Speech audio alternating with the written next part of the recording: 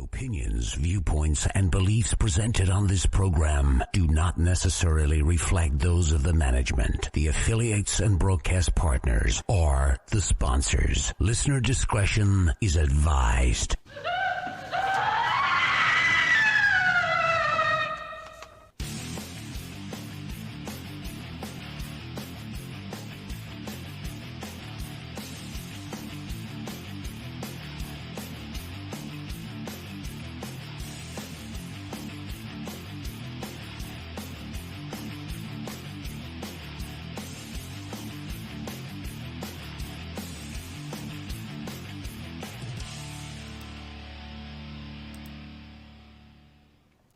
And welcome back, everybody, to part deuce of Scarefest Radio for January 18th, 2019. This hour, we will be joined by Michelle Wagner. Michelle is the Saratoga Spiritualist. Hi, everybody. And everybody, Chad Harlan is still on the line with me as my co-host. Baptism by fire, Chad. Baptism by fire. Hey, it's scary, but you're treating me okay. Chad is asking these deliciously insightful questions, and I'm doing like I always do and just bullshitting my way through the episode on and just beating 2 or 3 topics into the damn ground, and so I think we're balancing each other out quite nicely. Everybody, now to give you a little introduction to Michelle. Now, of course, she's been on the show before. Gosh, I'm trying to remember what all you. I guess I don't think I ever had you on filler, but I've had you on Scarefest Radio before, both by yourself and as part of the team that you work with, and but a little background: she's an empath, psychic medium.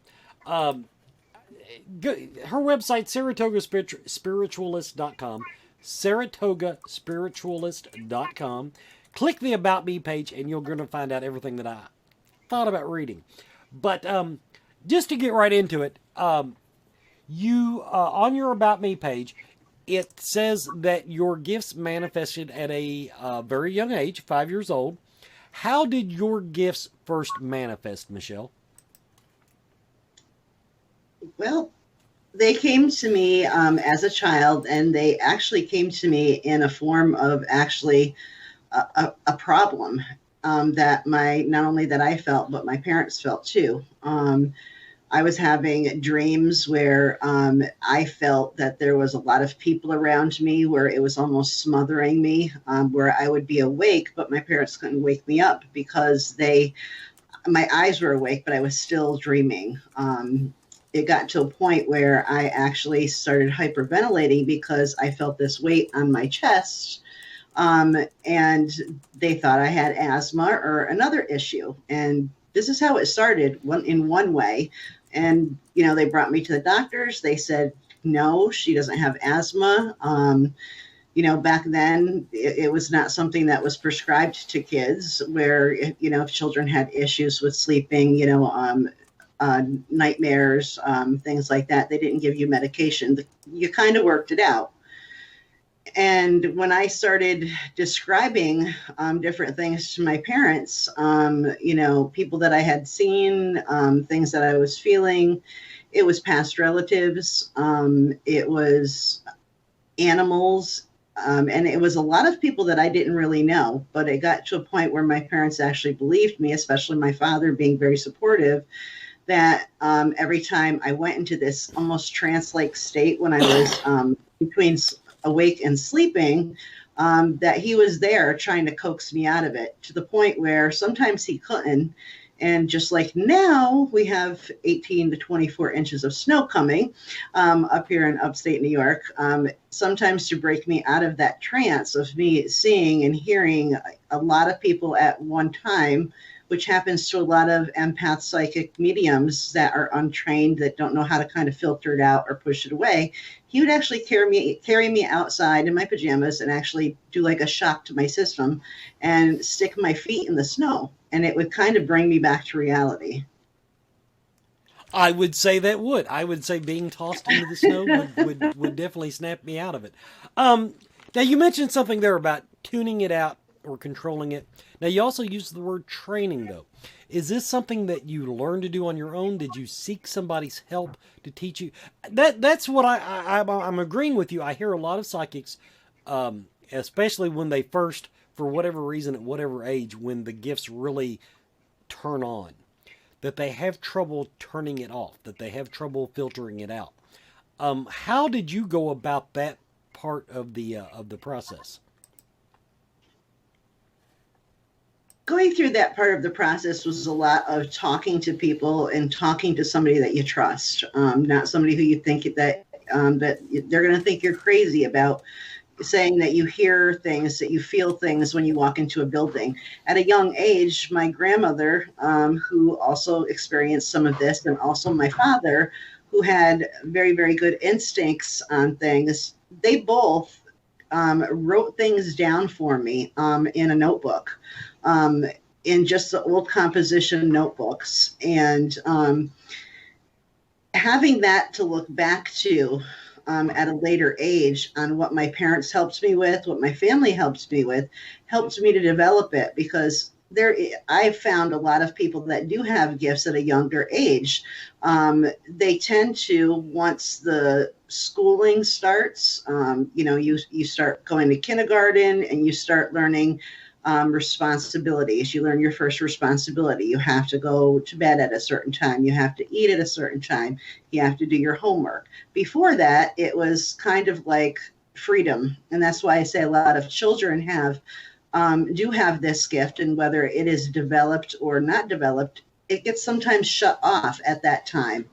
I don't think mine got shut off, but it did get kind of tuned down until probably, I would say, I was in probably the third grade. And that's when I started feeling things also when I was at school. And another medical thing happened, and it proved that it was not something medical that I was going through, but something that was, psychic, medium, or some type of gift. Tuning it down or turning it off is something that does take a lot of practice. It is something that you can accomplish it. When I mentor people, I tell everybody my technique and the way I teach people are similar, but you can't teach the same, every person the same way, because every single person feels things, experiences things in a different way than another person. Okay, we're going to flip it over to Chad now. Chad, over to you. Good evening. You're talking about everybody experiences their gifts in different ways. I know some people hear voices. They actually have conversations inside their head. Other people see symbols or smells, tastes, that sort of thing. How exactly do you manifest your gifts? All of the above. Okay. Everybody has the ability to do that, but usually it's one thing or another that actually will say, okay, this is what I have right now. One of the main things is an uncomfortable feeling, especially in adults, is to walking into a building. They might feel claustrophobic. They might feel like everything is closing in on them. They might get a weird smell. I know for myself, like I have a hard time walking into an antique store. I usually wear gloves. If there's something in there that I want to look at, I'll have my husband pick it up and show it to me, because everything in there can, if it's a large store, and this is when I found I couldn't do it, was screaming at me. Like, I don't want to be here. I want to be home. Everything has a history to it. Smell-wise, it's the same thing as if your grandmother or grandfather, if your grandfather smoked a pipe and had some type of certain kind of tobacco in it, and you're sitting in your living room one night and all of a sudden you get this brief smell of that and it reminds you of them. Some people shrug it off as, oh, I must be imagining things, and say, no, that did not happen. And then you do have some people that say, I wonder if that was my grandfather visiting me. And that's where it comes to more developing. What types of techniques are there to develop? For for example, what I do is I tell a lot of people that a lot of people who experience these things will wake up in the middle of the night at a certain hour. It doesn't have, it can be any time during the night, but they'll wake up and they'll feel like sometimes they don't know why they woke up at this hour. And I always tell them, first off, if you're not afraid and you're comfortable with it, just say not right now.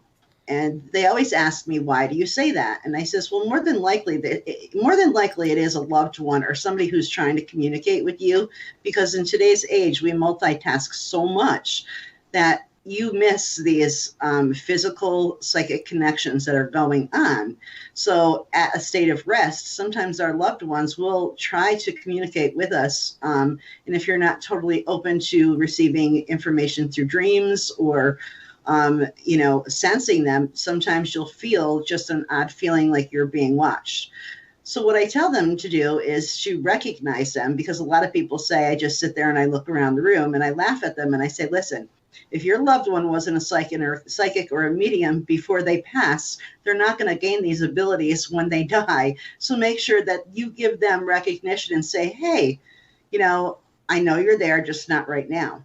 So what I tell them is the next day or when they have time and, to sit in a room where there's no electronics, no distractions, children, animals, any kind of noise, with just a pad and a piece of paper. During that time, I tell people, depending on their religion, you can say the Lord's Prayer, you can ask a loved one to watch over you. In many different cultures, they use candles, white candles, and as a memory for people who have passed. So I tell somebody to light a white candle and say, now is the time that I'd like to communicate with you. And only do it for a short, limited time when you first start to do this, because it can be very exhausting. And as soon as you say that, start writing stuff down on this piece of paper.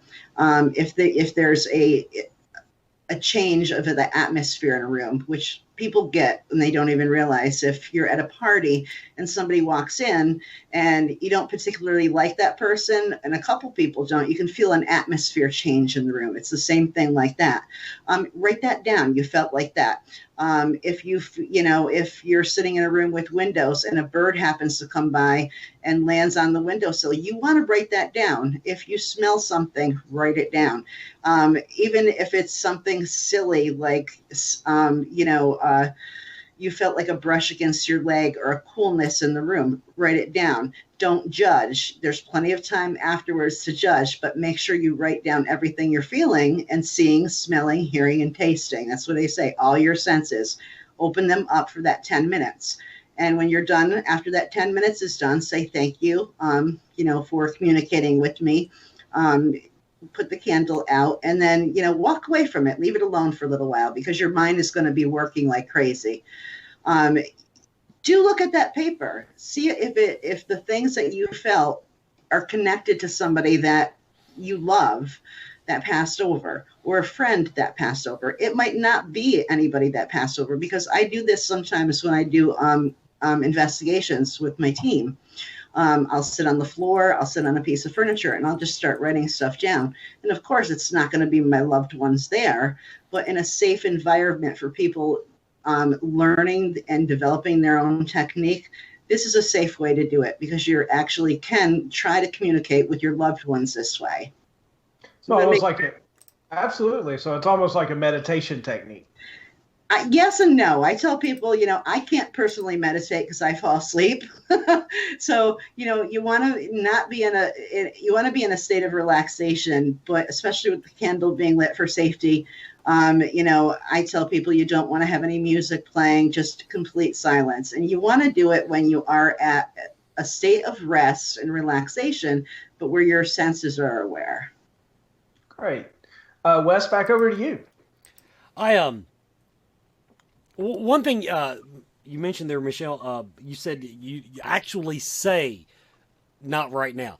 That's one thing I teach when I teach spiritual protection is verbalization. Yes. Make your intent clear. Say it with your voice. Say it loud and proud. But now one thing, I agree with everything you said, except, now this is why I will never be a great psychic. I absolutely live in a no ghost zone. I am not inviting I don't invite my live relatives into this house. I am sure as hell not going to invite the dead ones. But I actually, I want peace in my home. And so I actually, anything that I do metaphysically, other than talk to my spirit guides in a very similar way, I, like I said, I don't do it at the house. Mm-hmm. Do you think that is, do you think that I am just overly limiting myself, or is that just a good way to keep your sanity, my sanity in this case?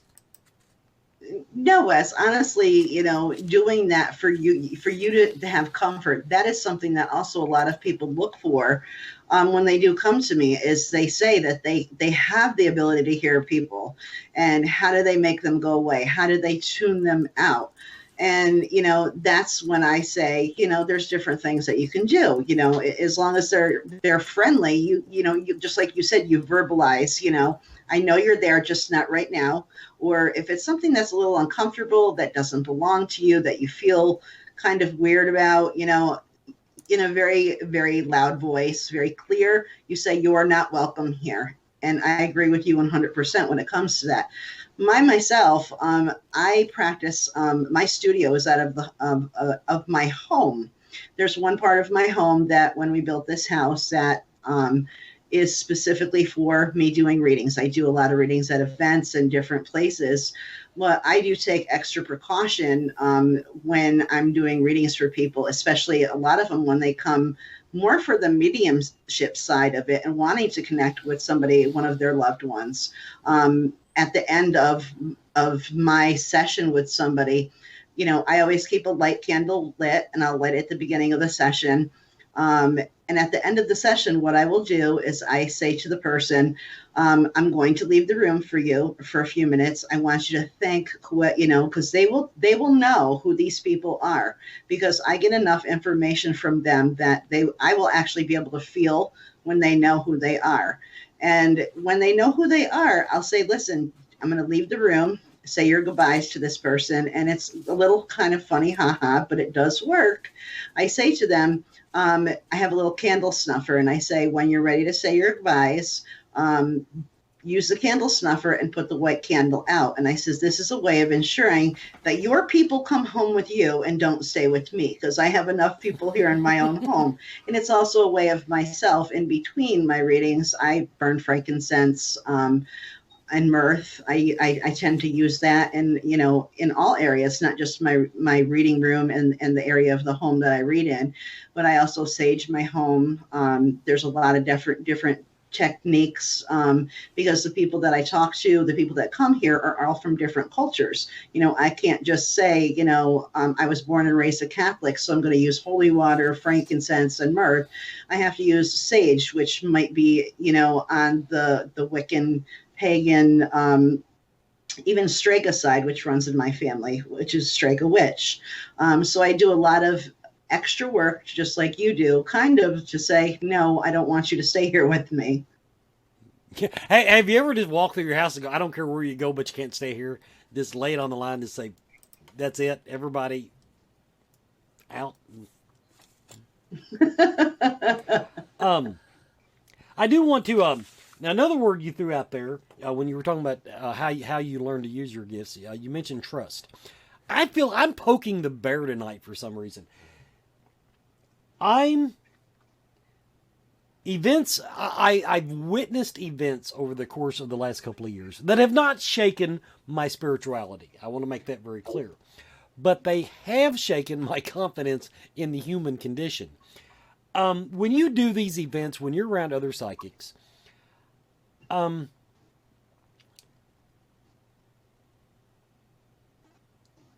without naming names, what percentage, I don't want to say that, I don't want you to say how many of them you think are just totally full of themselves and completely wrong, but on average, how accurate is the typical psychic that you encounter?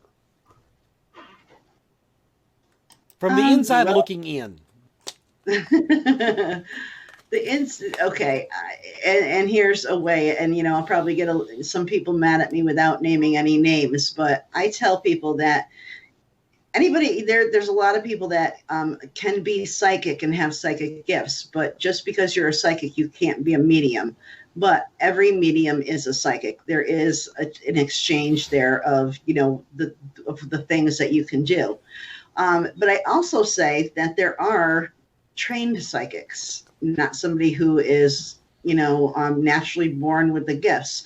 As well as I do, as you were talking about it with Kyle, yeah. And you were talking about how you can go online and you can get certified as a psychic medium and take a 3-week course. These 3-week courses, what they'll teach you is they'll teach you how to read body language. They'll teach you how to read movements, how to read somebody's breathing. They'll prompt you to answer yes and no questions.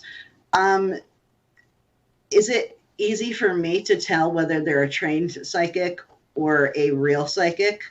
Yeah, kind of. Between my grandmother passing away and me finding a second psychic or a psychic medium that trained me, it took me 2 years and a lot of money going to different people and having people read me and just listening to them for an hour session. And within the first few minutes, I knew the way they were talking to me, whether they were real or they were prompting me, reading my body language. And I would be stiff as a board, not saying anything and not trying not to show any emotion. But, these are things that some people who claim to have psychic abilities are what they are trained to read. Now, can they develop gifts after doing that? Absolutely. You can read somebody by looking at them and say, hey, he's in a bad mood. Look at him. This person walks in a room and they look kind of aggravated. Does that mean you're a psychic? No, it doesn't. I assure everyone I have had absolutely zero training. We're going to take our first commercial break. Everybody, you're watching the second hour of Scarefest Radio.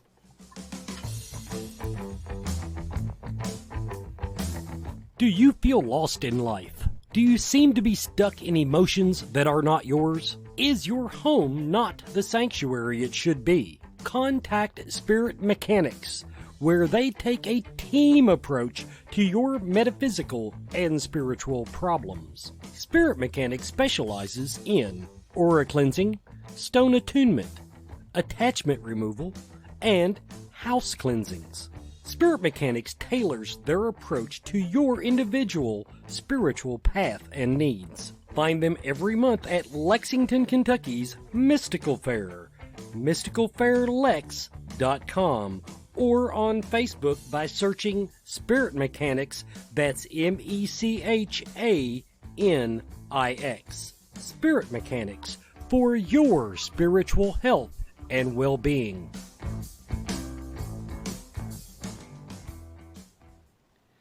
This is how I know that I suck as a psychic. Not only can I not read my wife's mind, I cannot read her writing. She's passing me notes. Anyway, and I hope Rachel Booth is watching tonight because, hey, I came dressed for the ladies. I got my shirt all open here and did a little just for men on the beard. So it's a cornucopia of West tonight for the female viewers. Now, on that lovely note, Chad, over to you. I notice you're losing a little bit of the beard every show, aren't you? Yeah, I'm for one thing, I decided I was going to dye my beard or do the Just for Men thing for the upcoming convention that I'm going to shave 20, 30 years off my life. And the thing is, I don't like dyeing a lot of it, so I get it down to just a nice little goatee, and that way it doesn't. It saves money. It looks sharp. Michelle, you were talking earlier. Oh, I'm sorry. I said just for a day or two, how it looks. Michelle, you mentioned the empathic side of your gifts. As you were learning that and developing those, how were you able to distinguish your emotions from those that you were picking up from others? Or was that an issue at all? That one actually is kind of funny because even now, after doing this for many years, it's something that is very hard to even do. And if any empathic psychic medium tells you that it's easy, it's not. I'll be the first one to admit it. I'll get certain feelings that belong to me, but I don't trust them because I'm always looking at somebody else, or I'm picking up on others, emotions. Being an empath, you can feel everything extremely strong. So sometimes I second guess myself when it comes to decisions regarding me, saying, am I being oversensitive on this? Am I overthinking things? And sometimes I won't say anything. And, it does, the stuff does come true, but I kind of say, okay, maybe I was overreacting on this. Telling the difference between the things that you feel and what somebody else feels. For example, when somebody walks into my studio, or I meet somebody at a convention, that one thing I started doing actually last year at Scarefest, which was a lot of fun, and I plan on doing it again this year, is a lot of people are very intimidated about coming up and talking to a psychic or a medium.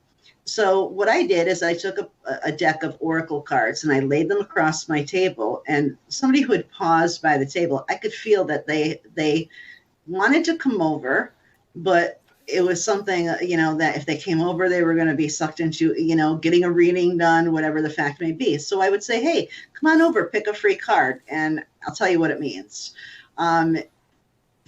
You can tell somebody's emotions when it's not something that typically belongs to you.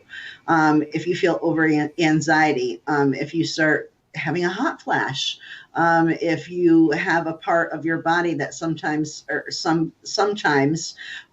will often ache when you're reading a person. These are all empathic things that somebody that is an empath can pick up if they're an extreme empath. And most psychic mediums, or even just psychics themselves, do end up picking up what other people are not only feeling, but what they're sensing, their fears are, and you can take them on yourself. So what I try to do is I try to say, okay, I'm afraid of spiders and snakes, okay? And I kind of know that this person is afraid of something, but it's not something that's on this side. You got to kind of decipher between the two, of what you're feeling and what they are. And a lot of times what works for me is I will actually take somebody's hand in my own, and I'll ask them, may I have your permission to, put your hand in my own? And I call it almost like energy reading. I can pick up on the energy, and so can most empaths of somebody else, because that's what you're picking up on somebody. So to help me get a stronger connection with that person, when I'm face to face with somebody, I'll take their hand. Now, do I take their energy away from them or anything like that? No, I won't. But I can tell just by a touch, okay, this belongs to them and not me. When I read for people, all over the world, I ask them to send me a picture, but the picture has to be taken within an hour of their reading, because what I'm looking at is I'm looking at that picture. I'm not being able to touch them. I'm not being able to talk to them until their reading time. And that picture has like an aura. It has a chakra. You can look at somebody and you can feel feel things right away, just like you're touching a hand. Does that make any sense? Yes. Now, I've talked to some people who are empathic that say they pick up emotions even through the TV or social media when people make posts and stuff, and they feel their feelings. Do you experience any of that, or do you need to be more in person? No, honestly, I forgot. It was the hurricanes that were that were going on, I believe, last year, a lot of times when there's things going on that is like mass destruction on TV, in the news and stuff, I have a hard time watching that because I overfeel. I see the people, going through, losing everything, and I want to do more. And this is how far it went for me. I actually went through Red Cross emergency training to be able to go into these places and be able to help. So, that's something that I could do. Now, did I ever go? No, I do things locally because I think it would be just a little bit too much for me, and unless it was a major emergency for me to be able to go someplace, because I would be feeling that overwhelming dread, that I want to do more. And that's what a lot of people who are empaths generally feel, is they feel such a state of confusion when they have somebody around them, or even watch something on TV, and they feel this sinking from their heart into their stomach, or if they watch something and they say, something is going to happen. Like, for example, sometimes I'll wake up in the morning and I feel like something is not right. And I tell this to a lot of people. Empaths feel this. And you just wake up and there's no reason for you to not feel yourself, but you feel like something is not right. So I'll go, in the beginning, I would go through my phone and I'd call all my friends. I'd check everybody on Facebook and make sure everything is okay and nothing happened during the night. And instead of driving yourself crazy, trying to figure it out, sometimes you just have to say, I give it, I give it away. I know something's not right in the world today, but I just have to wait and see what happens.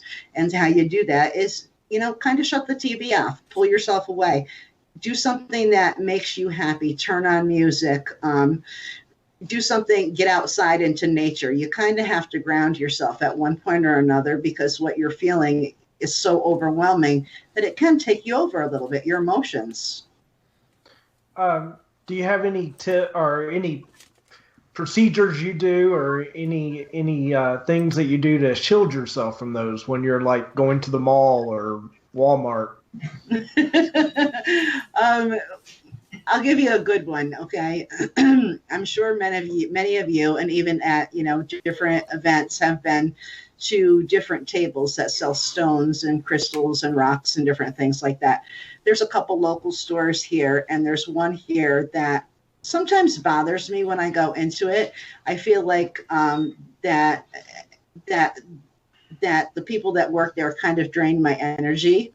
So what I tell people to do is find something that's common.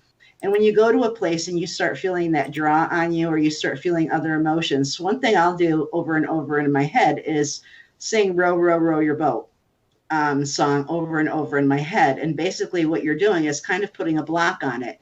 And that's just something that's easy and familiar to me. Now, when I first started doing it, did I have a hard time speaking to people because I was saying, row, row, oh yeah, I want that too. Your boat down the stream, sorry for the singing, but it does work to have some type of technique that can bring you back to you. Even if you have a lot of people, I don't know if you've ever seen the bracelets that have the little bells around them. I think they call them gypsy bracelets. A lot of people, when they start feeling them, I tell people, shake the bells on your wrist, and that can hone you back into yourself. When I'm at conventions, after reading one person and another person and another person, another person, I get overwhelmed too. Not this past year, but the year before that, I forgot who it was. I think it was Shannon Brierly, I think it was. I'm sorry if I'm Shannon, if I'm saying your name wrong. I took my shoes off and I went and walked in a patch of grass outside. And what that did is it just calmed me down and it brought me back down. That's why I say, there's a lot of different religions that I study and that I practice, and different techniques that I use, because everybody is different. That is a technique that you're just using, Mother Nature, gravity, to kind of bring everything down from, what's going on in your head all the way down to the grass on your bare feet. And it does help it. Oh, great. Let's toss it back over to Wes. Let's go ahead and do our second commercial break. Everybody, you're watching the second hour of Scarefest Radio. Coyote Chris Sutton. Shamanism. Spiritual advisement. Paranormal investigations. Inspirational presentations. Bringing light to the darkest places for over 20 years. Go to coyotechris.com to learn more. And welcome back to Scarefest Radio. I'm just going to compliment you. in your last segment, you gave 2 great pieces of advice that I give people. First of all, if you're looking at the TV or Facebook and you're getting emotional, go somewhere else. Everyone, that is really good advice. That just take a step back. The other thing is, you describe physical grounding. I hear a lot of people talk about, ground yourself and during a paranormal investigation, or I'm a big believer in physically grounding myself. Now, I don't usually take my shoes off because I'm too lazy to bend over, but I actually do stick my fingers in the dirt. In other words, I would have went out to that patch of grass and dug my hands in the ground. So kudos on that. One thing that you brought up, and you mentioned you actually see it with photos, the one psychic gift that is completely out of my reach. I can be empathic. I can be clairsentient. I'm not really clairaudient to any degree, but I have no grasp on auras whatsoever.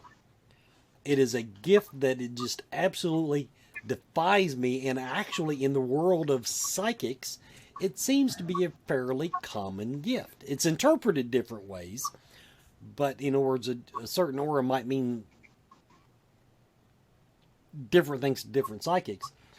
But when was that a gift that you developed? Did it come naturally? As far as auras and chakras and all that good stuff, how does it work with you?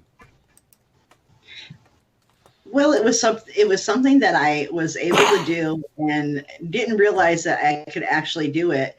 I've been doing lectures for many years, and I actually got my Reiki master's degree in January last year. And I realized a lot of the stuff that is in Reiki is also in, auras and chakras and having to do with that. But I realized that when I started studying for this, it was stuff that I'd been talking about for the past probably 16 years. So the funny thing is if you're a paranormal investigator, which a lot of us are, okay, and, there is some psychic mediums that do work with paranormal investigations like myself.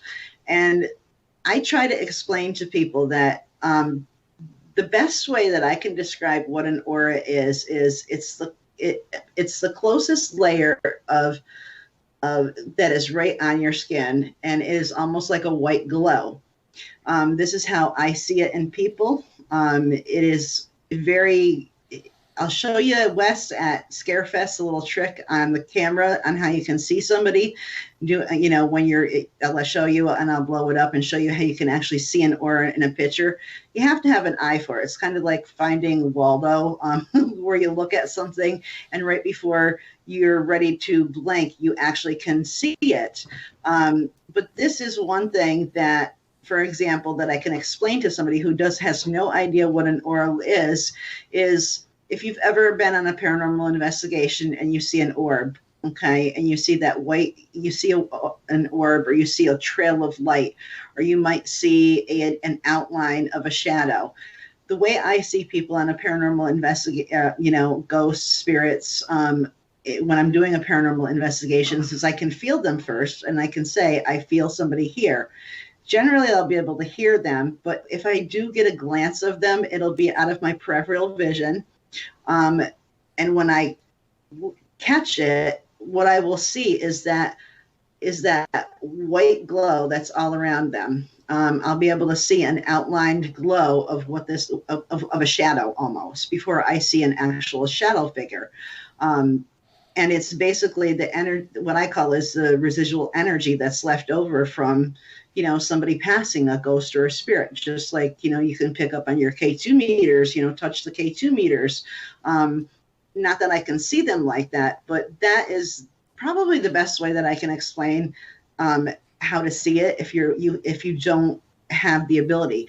I do teach beginner aura reading classes for people, and it is something that people do have the ability to see. And it's something that people who are, empathic can they have an eye for it. You have to know what you're looking for. And that's why I tell, if you want to look at somebody's aura, do it to somebody that and try not laughing, but stare at them and actually look around them, look around their shoulders, look around their head, the top of their crown area, this area of your shoulder. We tend to generate a lot of energy that comes out through there. So that is, the area that when I'm somebody sends me a picture, that I say it doesn't have to be a full body picture. All it needs to be really is of, from your shoulders up if you want to. But that's one way that you can, without laughing, find a partner, find somebody that is willing to let you stare at them for a minute. And of course, you're going to laugh and try to stare at them without blinking. And it does work. Right before you're ready to blink, you're going to start seeing this white glow. And everybody's aura is shaped differently. Some are nice and smooth that go all around them. Some look like heartbeats. And once you're able to see that, that's the next step of learning what that aura is and what that tells you about the person when you're doing a reading on somebody. So you mostly see auras in terms of size and shape.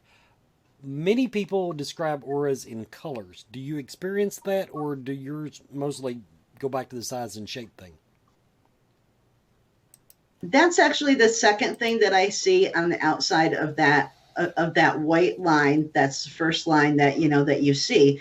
Is there's many different layers to your chakra and your aura, and a lot of them are colors that come out after that white layer. But because people see the colors first, they tend to miss the aura part of it, which is a lot to do with actually your personal energy.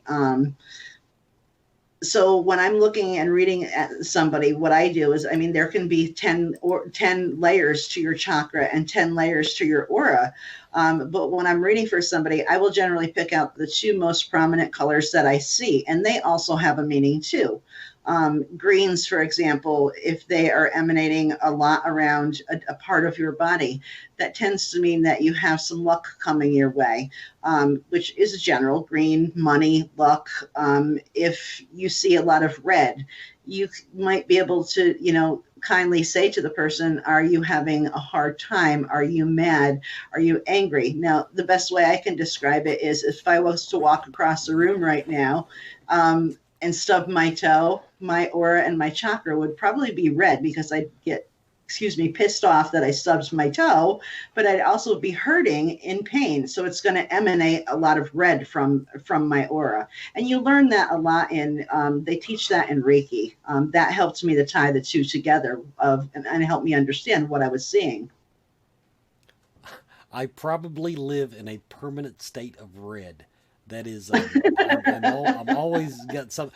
I was curious. I don't know if you even remember. That's one of the things I like psychics' first impression of me. So do you remember when you saw me at the Scarefest? Did anything about my aura stand out to you? And if the answer is no, the answer is no. Oh, it did. I just the first time that I met you. 3 years ago, I think it was now. I was with Steve Gull, Stacy, and Tom Conwell, Tim, and Jack Kenna, our team all together back then. And I think you were talking to Steve and kidding around with him. And I recognized you when you came over. And you didn't have time because you were running around really busy. And I'm like, wow, I looked at you and before I knew how exactly busy you actually were at this convention. I was like, he's a people person. You really do emanate, that you do like to talk to a lot, that you like to be involved with people, that, and at that time I did not realize that you had your own gifts as well. But you can actually pick up on that when you see somebody for the first time. I was excited to meet you. Unfortunately, you didn't come over and say hi to me the first time. I did see you a little bit later in the day, and we got a chance to talk. But, I think I told you last year when you were doing your horrible tarot card readings, which was pretty funny because you called me over and said, come on over. And every time I went over, you were busy. But I was going to have you actually do a reading on me. But Yeah, you give out a really, really great personality, fun personality. And that's what I picked up. And again, I didn't realize, that how exactly connected to Scarefest you were back then, because I guess I was a noob when it comes to Scarefest. But she might be the first person to ever describe me as a people person. That might be the first time. No, I love interacting with people. I love a person. I don't like people. But individually, I love the interaction. And if it was 3 years ago, yeah, that was probably one of the years that I was ready to pull my hair out. Matter of fact, it was. That I remember that year. Yeah, that was crazy. So, Chad, over to you. You mentioned that you're on a team. As I know you do the psychic research part. Have you had any investigations that stand out? And can you talk a little bit about what the team does and any standout events from it?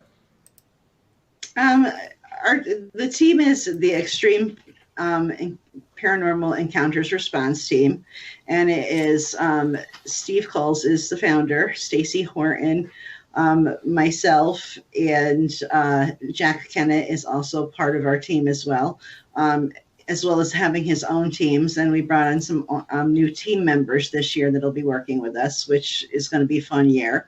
My husband, Scott Wagner, who's been investigating with us, with the team for about 3 years now, who has no experience whatsoever, but he kind of got interested because I was dragging him along to all of these events. We have a really great, diverse team that just when we get together, the energy is just there. We do a lot of events together. We have a great time.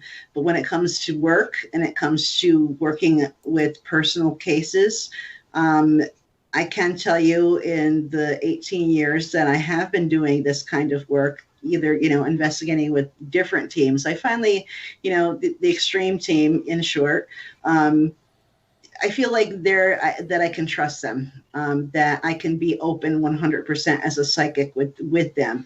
And finding your niche with the group is very, very important. I have worked with a couple other teams that I'm very comfortable with too, that I'll be working with a lot this year. But there was one case that I'll say within the last year or two that actually did test my faith. It scared me to pieces. And in the near future, you will actually be seeing Steve Coles and I on a TV show because our client actually submitted it to one of the shows that are going on. So you'll be able to hear all about that case actually probably sometime this year. Oh, that's great. Not great that it was. No, it was scary. It was amazing. I did things that I didn't think. The way I responded to it was just very strange for me, and that's what kind of tested me, because I was like, wow, this is really. I've never dealt with anything, I should say, extremely demonic or evil, and a lot of people will say that. A lot of times you'll go on an investigation and it's a lot of hours sitting around listening and doing nothing, and you will get the occasional case where people need their house cleansed or people need a little help talking to them, but actually finding something that needs to be cleansed or needs to have a deliverance performed or even an exorcism, they're very, in my case, they're very rare. But when you do get to experience them, some people run after they've done one and said never again. They don't want to be involved with it.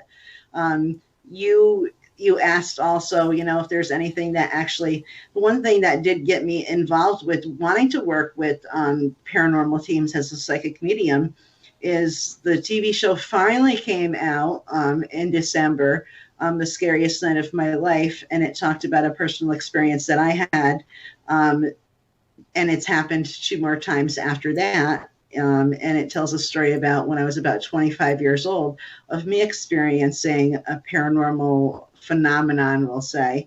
And at that time, I was not doing psychic mediumship things. I was still in my development stages. So in my opinion, was I a little bit more open?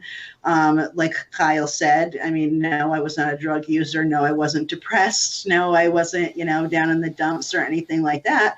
But in a way, was I open because I was still learning and, very, very empathic, very, very psychic medium? Yes, I was. That's not something they mentioned on the TV show, but, if you get a chance and you'd like to watch it, it's also something that, I'm hoping to be talking about at Scarefest this year is, the story behind the TV show, because the TV show actually was about 98% accurate, which you don't find a lot when you're telling a personal story. They try to dramatize it a lot. Are there any locations that have really stood out, or you mainly have done residential? No. Some local places that I actually love is, of course, the Hinsdale House, Clay's Hinsdale House. Rolling Hills Insane Asylum is also another one that I had some incredible EVPs where Steve Coles actually was doing a live EVP session with me. And actually, a lot of times I'm sitting there talking and nobody can hear what I'm hearing. Let's say it sounds like I'm talking to a wall or talking to nothing. And he actually caught the responses on the live EVP session and recorded them, which was really, really, gratifying to me, because it was like, wow, somebody heard what I was saying. I also had the chance this year to actually work, or last year, right after Scarefest, believe it or not, to work with Barry Fitzgerald. I got a chance to work with Rick McCollum, Mantra, and Kyle Gibbs. We did an event out in Allensworth State Park in California. That place is absolutely amazing. We did 2 events in 2 days, but I got to spend 4 days down there. And on the property down there, it was the first African-American development, and it was supposed to be all African Americans that actually lived in this community. And the buildings have been restored. There's been new owners and stuff like that. But we actually, there's an old hostel, and we all actually got to spend the night there. So we had some fun, all night before the event happened. So that place was pretty incredible. Rick McCollum, Jamie Menhouse, and I had some really cool experiences that Rick is actually going to be including in his book about an experience that we had overnight there. So that place was really cool. I mean, there's been a lot of places that I've been to. And this year I'm going to be heading back out to California and also Nevada to do some events out there with the same team. So I'm really excited about that. That sounds amazing. Back over to you, Wes. Well, everyone, we are at the end of the show. This has been our official beta test of doing two hours back to back. I think everything went just spectacular. Michelle, thank you so much for being our guest tonight. Everybody, let's give a shout out to Chad Harlan for he is now assuming he still wants a job, he will be one of our backup co-host for when we're dealing with paranormal topics. And I am Wes Forsyth. I am the host of Scarefest Radio, and I will be back every damn week. Next week, last thing, and you don't have to pull the banner up. Vet CityCon, Bowling Green, Kentucky. We're going to try to do something live from there. Me and Holly LaFavors and myself will be there. Brandon Griffith will be there. I don't know exactly what we're going to have in store for you, but we're going to try to get something on the air. Thank you, everybody, for watching tonight. Good night. Good night.